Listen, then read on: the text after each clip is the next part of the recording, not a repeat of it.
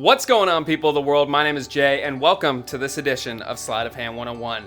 Today we're going to be working on T.G. Murphy's deck flip, and I will show you guys how you can apply that to your own trick. So without further ado, grab a deck of cards, and let's begin.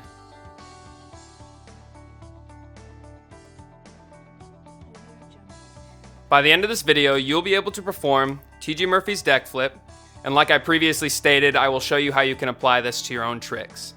So, let's get started.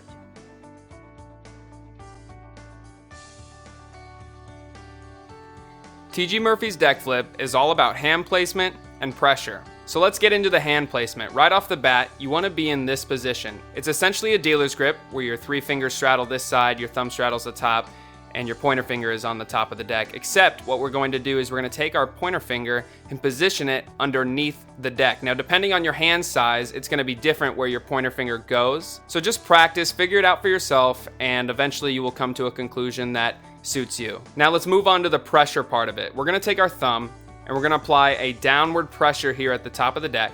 We're going to take these three fingers, and it's really just essentially your middle finger, but you can apply pressure with these two fingers as well, but you're also going to apply a downward pressure again.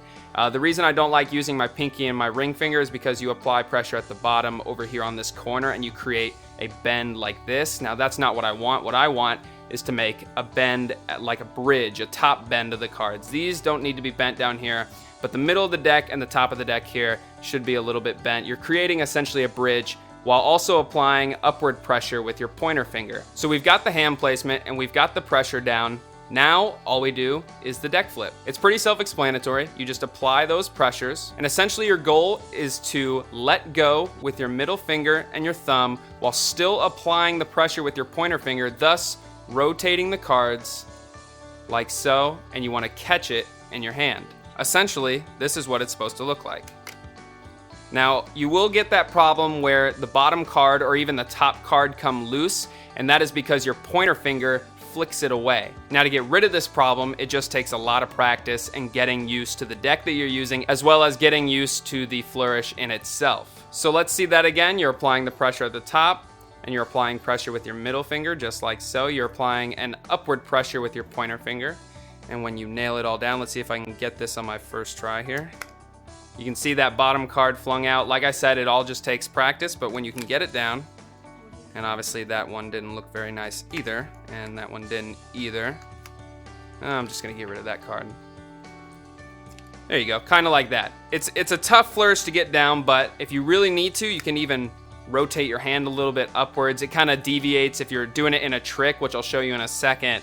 It kind of distracts, and you don't want that. So if you can get really good at just applying the pressure like so, getting rid of all these cards that fling out from the bottom just like this, essentially you are doing the deck flip. And see, I'm just losing a ton of cards here, but it all just takes practice. Even myself, personally, I can't nail it down all the time, but you're essentially just applying the pressure downward with your thumb, downward with your middle finger, upward with your pointer finger, and then you're letting go with your middle finger and your thumb while still applying that pressure, and continue to apply pressure with your pointer finger, thus doing the deck flip and hopefully not losing as many cards as I am right now. I promise I can nail this down when I have to, but for tutorial's sake, I'm going to basically get rid of all 52 cards here. But essentially that's it, and that was pretty cool actually. Was that your card? I'm just kidding. There's really not much more to it. That's the basic tutorial. And essentially, that's just the deck flip. That's all it is, just pressure and practice. So I'm gonna show you guys how you can apply the T.G. Murphy deck flip to one of your own tricks. Now this trick is called Refined, and credits go out to Josh Brand. So all I'm going to do is dribble on the pack like this. All I want you to do is say stop at some point. So right there, perfect. Let's go ahead and take this card, the 8 of clubs. Go ahead and remember that card. We're gonna go ahead and leave that in the center. And now what I'm gonna do is I'm gonna flip this half of the deck over and integrate the two packs like this, thus giving us an upside down and a right side up half of the deck, so the cards should be all mixed together randomly. The deck should look pretty disastrous right now. What I'm gonna do is just tap on the deck lightly, and you'll notice that all the cards turn face up, except for one.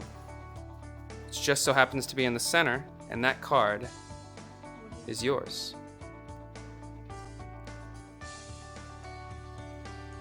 Now with this trick, there is a small setup. What you need to do is have the bottom card flipped over. And that's really it. You're ready to go. The trick is set.